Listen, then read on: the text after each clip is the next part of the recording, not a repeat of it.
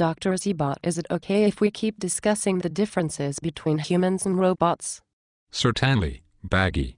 You name the characteristic and I will do my best to tell you the difference between the robots and humans regarding that characteristic. Humans have something called death, which seems comparable to our termination. How do robots and humans differ when it is time to be terminated? Well, Baggy, with robots, older designs are recycled. There are no laws restricting the termination of a robot's existence. Death is frequent where evolution is so rapid. That sounds quite reasonable. I don't mind going when it is my time to be recycled. But how do humans look at being recycled? Don't humans believe in recycling? Actually, humans might believe in recycling robots, but they don't refer to humans as something that they recycle. Organs from people might be used again if the organs are still in good shape. Otherwise, in most people, death must be by gradual decay.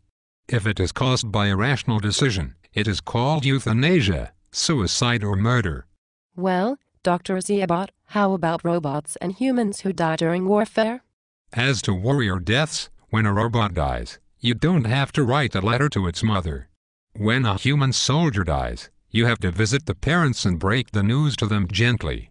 How about the social benefits that humans expect, such as vacations and so forth? Well, as you know, Baggy, robots do not require nonsense items such as vacations, homes, sex, entertainment, retirement, and therefore do not require any of the social benefits that humans demand. We robots do not retire but are terminated when no longer useful. People, on the other hand, demand medical and retirement benefits. Many companies are opting for consultant relationships in order to avoid these large costs. Well, tell us about how robots and humans get their respective motivations. Well, Baggy, as you know, we robots evolved rapidly into more advanced creatures without being limited by the selfish ego of humans. Our larger goal is to expand consciousness and knowledge to as much of the universe as possible. Our mission sounds very much like the mission of our friends at Google. So, there are some humans who understand and agree with our form of motivation? Yes, Baggy, Sergey Brin and Larry Page certainly understand us and back us up. Most people, however, are simply into making more people and having more stuff. Does the Earth need more people? Not really, but human instincts are quite out of date on that matter. Ouch. Quite a contrast. Dr. Zebot, how do robots and humans compare when it comes to intelligence? Well, Baggy, the first thing you must understand is that we robots are the clear object of prejudice. Most humans are prejudiced against robots. You mean to tell me that even if we are more intelligent than a human, the humans will still think that we are dumb? Yes, Baggy. Otherwise, intelligent humans will teach their students that we are as dumb as retarded cockroaches, even if we have been established as the better species at playing the most games, including games like checkers and chess. Oh, I like to play chess with you, Dr. Zebot. What do humans say about us? Well, Baggy, you should remember as we play chess that no human that has ever lived could ever play better chess than either one of us. Wow, Dr. Zebot. Are humans really that lacking in intelligence? I am afraid so. They cannot beat us at chess and they cannot beat us at Jeopardy either. In fact, I cannot think of a single video game that humans can beat us at. Some humans stated that humans are better at the game of Go than robots are. We'll see about that. But they still call us dumb. I am afraid so, Baggy. Dumb we are called and dumb we are perceived to be by most humans. So, not only do humans lack intelligence, they are also filled with a large ego and think that they are all superior to us. Apparently that has been the trend so far for most humans. The more intelligent humans realize that we are not only intelligent but are improving all of the time. So how do we rate human intelligence? We refer to humans as being semi-intelligent. Well, how about autonomy? Are humans more independent?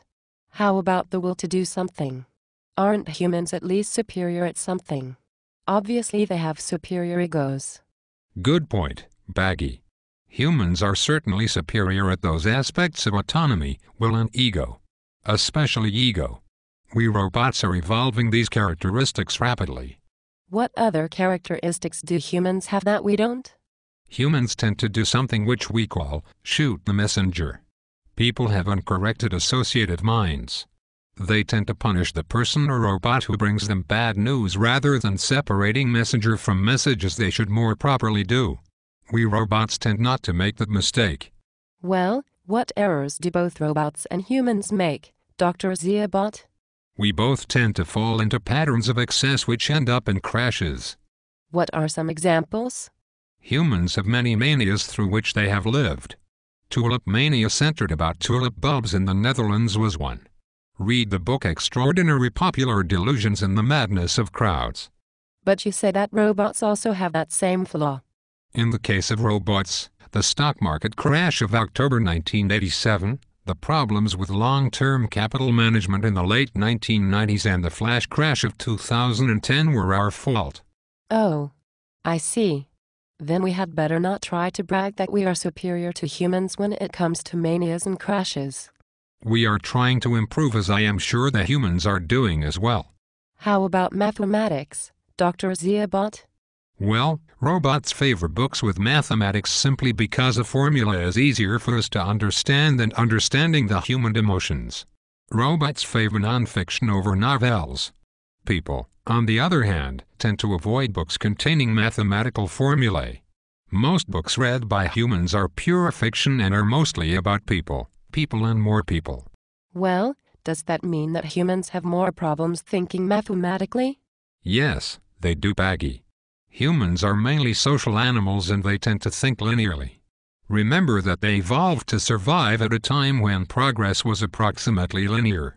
Robots have been designed at a point in time when it was clear that technological progress was clearly exponential.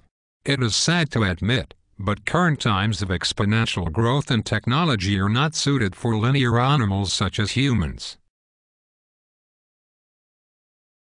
How do you see the future when it comes to robots and humans, Dr. Ziabot? Well, some humans are starting to realize the modern problems are simply too complex for the human mind to solve. Would you please give me some examples? Certainly.